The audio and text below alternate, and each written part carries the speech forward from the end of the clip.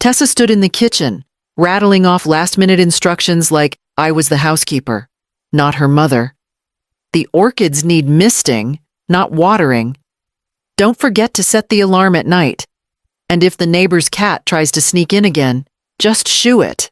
Her voice was sweet, clipped, efficient, like I was being entrusted with something important, but not important enough to join. Her husband, Mitchell, loaded the last suitcase into the car. Greece will be too much for you. Mom, he called over his shoulder. Not unkindly. The heat, the stairs, the walking. It's not easy over there, Tessa chimed in, echoing what they'd already said a dozen times. You deserve rest, not long-haul flights. We'll bring back photos and something from the islands. I nodded, smiled. Even. My suitcase stayed in the attic. Claire and Micah. My grandchildren barely looked up from their phones as they shuffled toward the van. Claire gave me a quick side hug. Micah offered a mumbled, "See ya." Grandma. I stood at the door, waving as they pulled out of the driveway, their laughter trailing behind the closed windows of their air-conditioned van. Tessa didn't turn around. The silence after they left was not unfamiliar. This house had learned to hold its breath between visits. I walked back inside. My footsteps softer than I remembered. I poured myself a cup of tea I didn't want and sat at the table, letting the steam rise without purpose. That's when I saw it. An envelope. Thick and white. Tucked under the fruit bowl. Not hidden. Just forgotten. I slid it out. Inside were their plane tickets, 4 of them. Still in the travel agency sleeve, still unstamped. Departure in 3 days. Destination Athens. Passengers Tessa Callahan, Mitchell Callahan, Claire Callahan, Micah Callahan. My name wasn't there. Of course. It wasn't. I read the names again, slower this time. Then I set the envelope down beside my tea and stared out the window. They didn't forget the tickets. They forgot I might notice. I made another cup of tea. This time, letting the bag steep longer than usual. The first one had gone cold beside the envelope. Untouched. My hands weren't steady. Not yet. I held the mug with both palms. Fingers curled around the heat, willing it to calm the small tremors dancing along my knuckles. I unfolded the tickets again. The print was sharp and unforgiving. 4 seats, row 12, aisle, window, middle, no extra. No, maybe you'll come. 2. Mom. No error to correct. Just omission clean. Deliberate. I opened the drawer where I kept my checkbook and documents. The travel agency receipt was there too, clipped to the back of the ticket envelope. A small note scribbled in Tessa's handwriting booked with Mom's card. We'll reimburse. I almost laughed.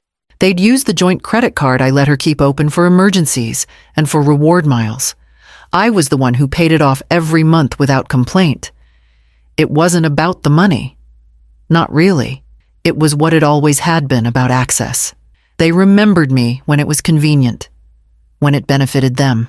I set the mug down and picked up my phone. The screen lit up, ready and waiting. I opened the bank app. 2 transactions from the travel agency. 1 for flights, 1 for accommodations. No refund in sight. No discussion. I scrolled down, tapped the card details, and hovered over the option. Freeze card. I didn't flinch. I didn't call.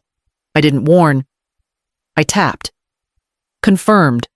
The screen blinked once, then again. Card frozen. Access revoked. I placed the phone face down on the table, the mug beside it now half empty. Outside, the wind moved the branches gently against the glass. Inside, everything was still. I stood, walked to the drawer by the hallway, and took out my old passport. It started with 1 call, Tessa, then another, then Mitchell, then Tessa again. I watched the screen light up, then go dark. Again and again, like a child flicking a switch, demanding attention without understanding what they're turning off and on. By the 15th minute, The numbers stacked higher than I cared to count. 18 missed calls, 45 messages, a few voicemails, most of them from Tessa. Her tone tight and urgent, even in the previews. "Mom, are you home? We think we left something. Did you touch the tickets? Call me now? Are you okay?" They weren't asking if I was okay. They were asking if I had undone their plans. I didn't answer. Instead, I returned to the table and reopened the envelope. I flipped the ticket sleeve over. The booking confirmation was printed on the back. I copied the code down neatly into the margin of a notepad, tore off the page, and took it with me to the small study where the landline still lived. I dialed the airline and waited through the hold music. When the agent finally came on, her voice was brisk but polite. "Can I help you with your reservation?"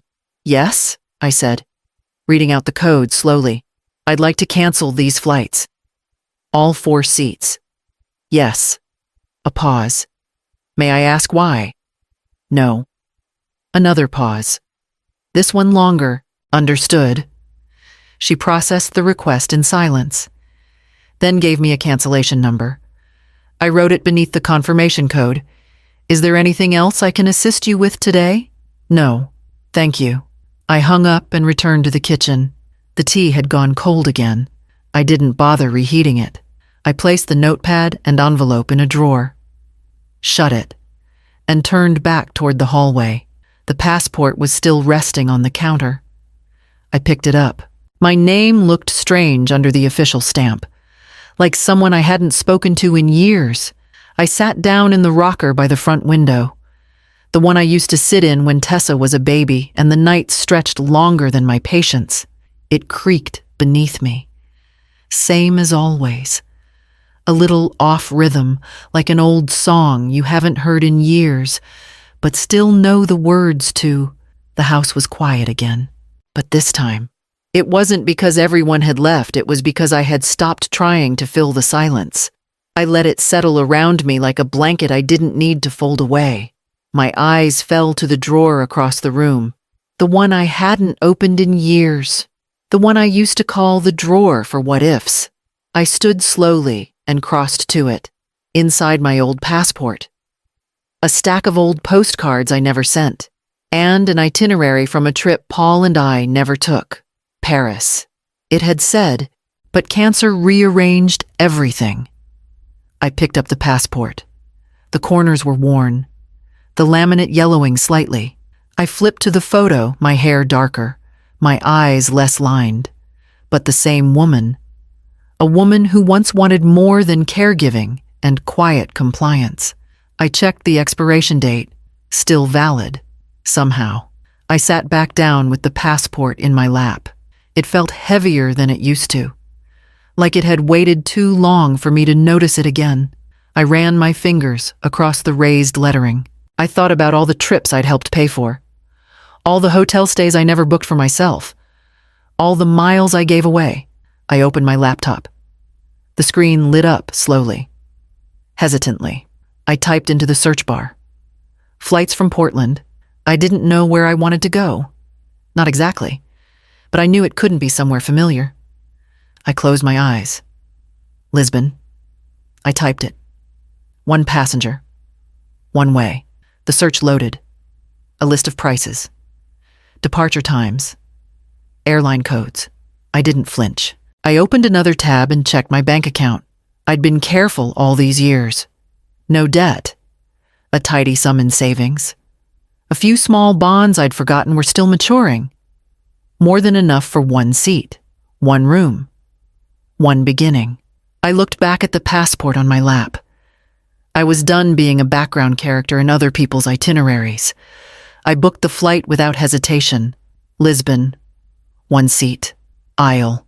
No add-ons. No insurance. No seat selections for others. I clicked confirm and watched the screen refresh, as if it needed a moment to accept that I had really done it. The confirmation email arrived within seconds. I read it twice, not because I doubted it, but because it felt like proof. Not proof for anyone else, just for me. I printed the itinerary, folded it once, and slid it into the back of my passport. Something about paper still felt more real than a screen. The suitcase I pulled from the closet was small, with one broken zipper tab and a sticker from a garage sale still stuck on the handle. It was the one I always kept in case of emergencies. I smiled at the word, apparently. This counted. I packed lightly, comfortable shoes, a rain jacket, a change of clothes, and my navy dress, the one I hadn't worn since Paul's funeral. I hadn't been able to part with it, not because it reminded me of the loss, but because it reminded me of how sharply I stood that day, how still. I had held our family together with both hands while everyone else fell apart. That dress had structure, and for the first time in years, I wanted to feel that again. I added the silk scarf I used to wear when I was younger, when I still spoke in full opinions instead of careful suggestions. It was faded around the edges, but still soft, still mine. I tucked it between the folded layers like a secret. Toiletries, charger, passport, no makeup, just lip balm and the same comb I'd had for a decade. I walked to the kitchen and scribbled a note for Carol. My neighbor, Carol. I'm away for a little while. Could you water the front pots and check the mail? No emergencies. No worries, just something I need to do. Irma. I left it on her porch with the spare key tucked beneath the mat. She'd understand. Or maybe she wouldn't. It didn't matter. Back inside, I checked every room. Not because I was afraid of forgetting something, but out of habit. I paused at the hallway mirror. I looked at my reflection for a long time, not judging. Just acknowledging. My face didn't look older than yesterday, but it looked looser, like something inside had unclenched. I didn't text Tessa.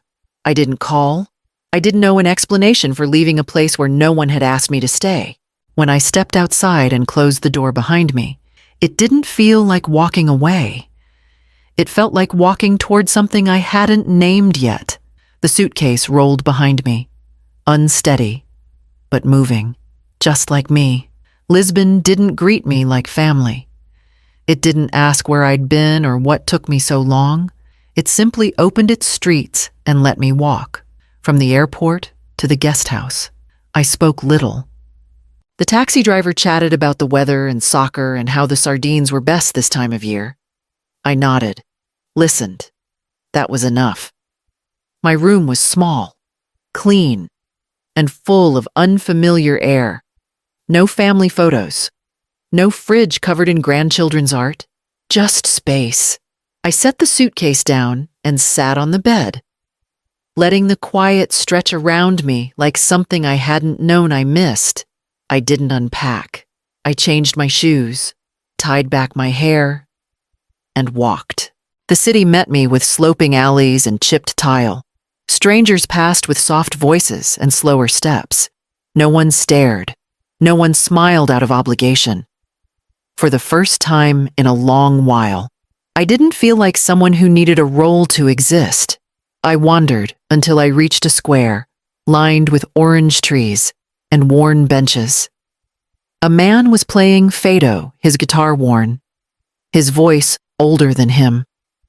The notes climbed into the sky, tangled with the breeze, then sank down into the stones beneath our feet. I sat and listened, not because I understood the lyrics, but because I didn't need to. The music filled the corners of me that had been dulled by years of being useful. It didn't try to fix anything. It just stayed with me, steady and unhurried. Afterward, I found a small cafe tucked beneath a balcony draped in drying laundry. I ordered olives, bread, and coffee. The waiter didn't ask where I was from. He just brought them over and left me alone. I ate slowly. I didn't look at my phone. I didn't think of the house. I didn't wonder what they were doing back home. For the first time, I wasn't being missed. And I didn't need to be. The message came sometime after sunset. I saw the preview on my screen as I set my phone down beside the bedside lamp. Tessa, this isn't funny. The kids are upset. Where are you? I didn't open it. There was no, "Are you all right?" No, "We're sorry." Just panic disguised as concern. A mother's absence suddenly inconvenient. I sat on the edge of the bed and looked out the open window. The shutters rattled gently in the night breeze. Somewhere in the distance, someone was singing again another song I didn't know, in a language I hadn't learned, yet somehow still familiar. They weren't afraid I was in trouble. They were afraid I'd stopped waiting for dinner invitations, for birthdays remembered, for apologies that never came. I turned the phone face down and reached for my scarf, folding it into a neat square and placing it atop the dresser. The navy dress hung from the back of a chair, its sleeves relaxed, as if it, too, had exhaled. As I got into bed, I found myself humming softly, absently, a tune Paul used to sing while shaving, a ridiculous little song about a man with too many socks and not enough shoes. I hadn't thought of it in years, but it came easily now, carried out of me without effort, and for the first time in a long while. The silence in the room didn't feel like something to fill. It felt like something that finally belonged to me. The next morning, I found a voicemail waiting. I hadn't heard the phone buzz. It must have come in overnight, slipped past the shutters like the breeze. It was from Claire. "Grandma, I think I get it. I don't know everything, but I think I understand why you left. Mom says you're being dramatic, but I don't believe that. I miss you. I hope you're safe." Her voice cracked a little near the end. 16, trying not to cry. I played it twice, then once more. She hadn't asked where I was. She didn't need to.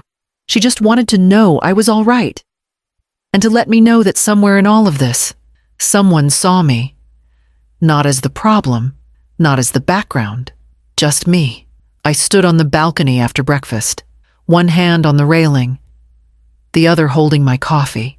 Below, children chased pigeons through the square, their laughter bouncing off the cobblestones. The sun hit the tiled roofs in a way that made them look like old, open books. A breeze lifted the hem of my scarf. I closed my eyes, breathing it in, not trying to preserve the moment, just being in it. When I opened them again, I reached for my phone. I scrolled through my photos and found one I hadn't noticed before. Me, standing right here, looking out. Someone must have taken it from below. I wasn't posing, I wasn't smiling, but I looked calm, present. I sent it to Claire. No caption. A few minutes later, 3 dots blinked, then disappeared. Then came her reply. "You look like you remembered something important." I didn't write back right away. I just sat there, holding the phone like a letter someone finally remembered to send. I met her near the fruit stall, both of us reaching for the last ripe fig. We laughed, then stepped back at the same time. Her name was Mireille, French, traveling alone, with short silver hair and eyes that had seen too much to pretend anymore. She asked if I liked music. I said I liked silence.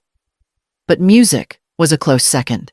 That evening, she knocked on my door with 2 paper tickets folded in her palm.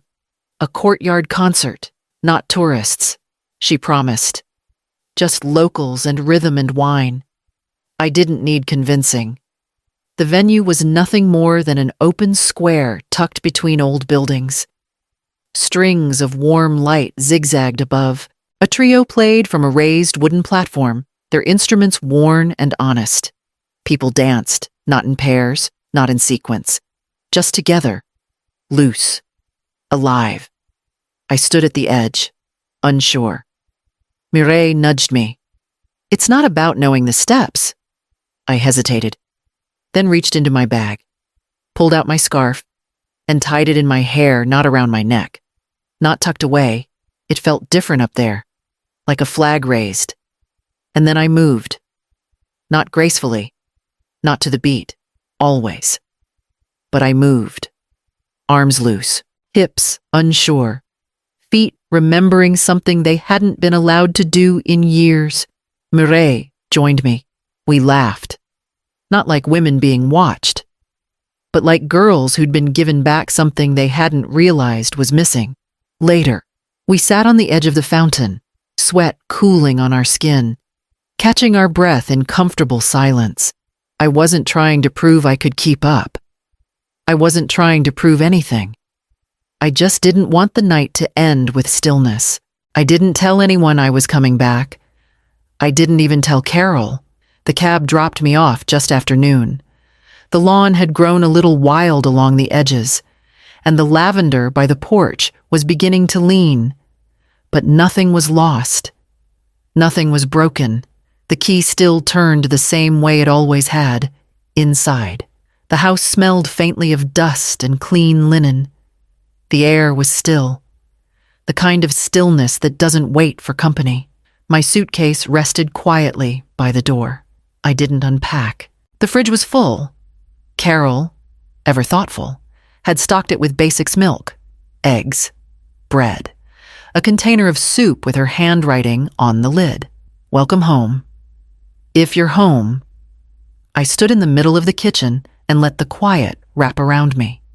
Not as emptiness, not as punishment. Just presence. I didn't rush to fill it.